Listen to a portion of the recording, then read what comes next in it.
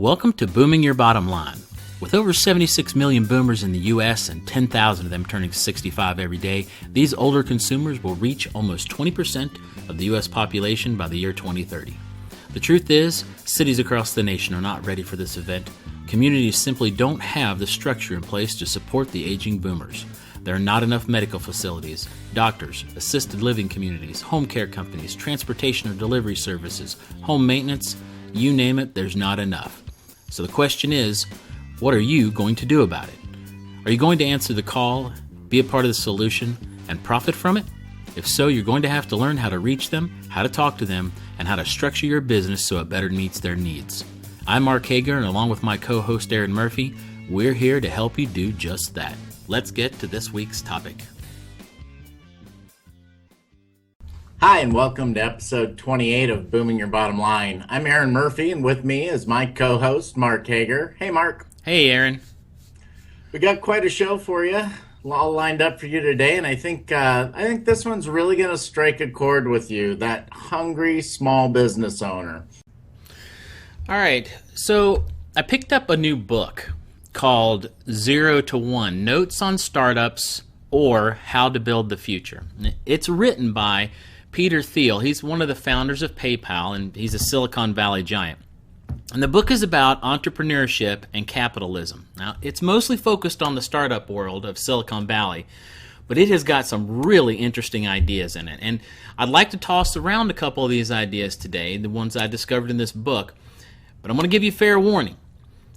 Listening to this episode is going to challenge some stuff for you. We're definitely going to do some stretching today. And even though this book was written for startups, I think the future of small business, especially those serving boomers, is seriously going to change. And I'm pretty sure you agree with me on that. Good deal. All right, let me stretch. You said stretching, right? Yeah. Okay. All right, well, I like where this is going already. So honestly, the smart business owner is going to have to figure out how to roll with the changes that are coming. Get agile, move and adjust quickly, and respond to the massive changes that are starting to take place in the consumer market and these demographic shifts that Mark and I, we've talked to people. It's happening worldwide. Yep. Okay. Starting to do this now instead of later when the you-know-what hits the fan and other business owners are failing all around you. We'd rather that you weren't one of those, okay? So we're going to go back to basics. We're going to be reigniting that fire and starting to think like a startup again. It's a smart move. So go ahead, Mark. Let's get right to it. Okay, so one of the things that Thiel says in his books is that the perfect target market for a startup is a small group of particular people concentrated in a group, but served by few or no competitors. And right now, the aging boomers fit that to a T. That's a point-blank, spot-on description of what's going on with the boomer consumer right now. Yeah, that's true. I mean, there's more competition in some industries than others, right? In some markets than others. But overall, I agree with that. That isn't going to be the case for very long, though. Many companies Mark and I talk to every day, they're rushing, they're hunting, they're searching for these exact answers on how to get to that boomer consumer right now. And, you know, this is important to think about.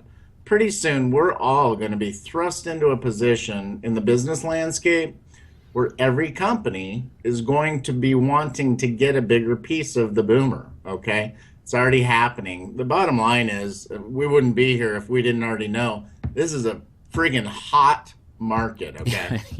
Yeah, it sure is. I mean, think about it. If it wasn't so hot, why would so many big companies and small ones be trying to figure out how to wiggle their way in with the boomer consumers? Seriously, if you're a smart business, you follow the money. I mean, right? So yeah. I personally believe the reason that a lot of those businesses aren't ringing true with boomers, the reason so many companies fall flat and fail when they try to reach the boomer consumer is because they're marketing to them incorrectly. They really have no idea who the boomer truly is, what the boomers want, need, fear, dream about, much less what they're going to want moving forward into the second half of their life. And this newfound longevity that the human race has found itself in, or even how to reach them. But I digress. I know. I mean, that's a topic for a group or individual coaching call. But we can do that, but not here today. Right. Yeah. But it is pertinent. You're right. Yeah. These companies spend all that research, time, and advertising money to reach the boomer, get them to buy, and they fail. But they fail for very specific reasons. They don't know their target customer in the truest sense of the word. They don't understand the customer. Yep. And that is one small business edge that can have major impact to you over bigger corporations. That small business owner can actually build relationships with their clients in a way big business can't. So anyway, let's continue. Okay, so he goes on to say that the startup founders should focus on creating mini monopolies and to start that small. And I think that's a fascinating way to look at small business. Yeah, and many meaning little, Yeah. not many like a lot of. Right. So these local mini monopolies, which can grow into larger ones and franchise or whatever, but these are businesses in a local town or city or county that are directly serving the boomer. Ones that have cornered a large part of the market in their city. They're the companies that have figured out how to reach the boomer consumer, figure out what they want, what they need, and how to give that to them in a way that is an enjoyable customer experience. An experience that's so amazing that the customer, your boomer consumer, wants more of you. Yeah, and I couldn't have said that better myself. And it's funny that you should word it that way. I mean, if you're able to accomplish that with your boomer customers, how to reach them, figure out what they want, how they want it, thrill them, you've differentiated yourself, right? So I say it's funny that you said it that way because he also says in the book that every business is successful exactly to the extent that it does something others cannot. And actually, in context of what we're talking about, I'm going to throw in there that every business is successful exactly to the extent that it does something that others cannot or will not. And he also says that, strong companies are those with a unique market position, and weak companies are those that fail to differentiate, believing the world only wants more instead of different. Wow. Yeah. Well, Mark, talk about validation, right? We just talked very specifically about differentiating your company in a way that your competition is not 2 weeks ago in episode 26. So for the listener, go back and check that episode of our podcast out if you missed that one. That's awesome. Okay. I'll tell you what. I think I know what struck you so hard about that last bit, Mark. It wasn't the part about having a unique market position. It was the part about weak companies are those that fail to differentiate, believing the world only wants more instead of different. That blows my mind. I totally agree with it. You see, I think we can all agree market is going to get really crowded at some point in the near future for most of us, right? Yep. There are going to be a lot of companies competing for market share everywhere. Okay, and here's what's spot on for you all.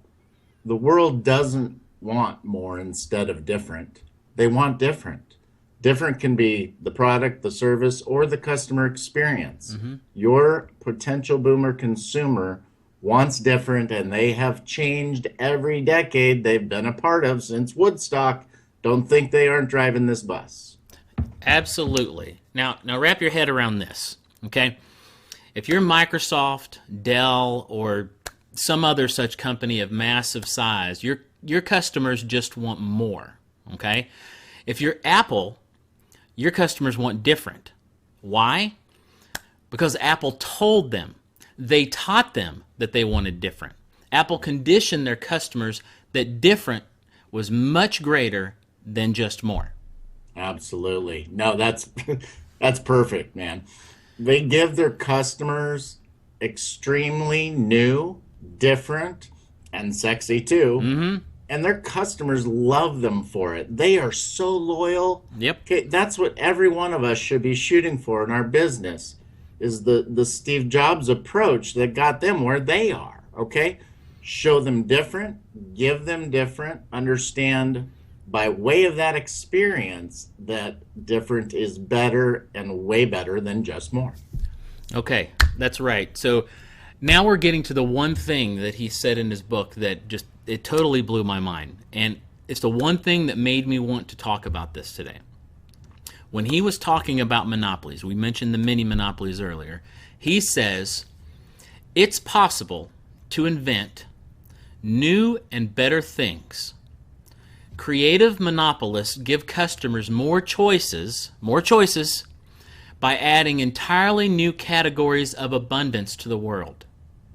Creative monopolies aren't just good for the rest of society, they are powerful engines for making it better. And that, my friends, is the idea of the week for me. I think I can speak for Aaron and say that right there conceptualizes the whole reason we're doing this podcast. Why we talk to so many business owners, why we teach those owners about the aging boomers, why we give classes and coach and work so hard for you guys. It's to bring you this value. We want to help you create your own mini monopoly in your community that is successful beyond your wildest dreams. But in addition to that, we want to help you create a powerful local engine for making the lives of your customers and your community better. That's what it's all about right there. Absolutely. You can speak for me, no doubt. That is why we're here. That's great stuff. You know, I can almost guarantee you that you're not going to hear anything better today that's more interesting or more valuable for your business than right there. So I guess we'll stop here. We are running out of time. And make sure you visit our new website at bybllive.com. We just got that launched last week. Yep. And please share this podcast with a colleague or on Facebook or LinkedIn. Help us spread this good work so we can help more business owners like you. And until next week, be well, be bold, and boom your bottom line. Have a great week.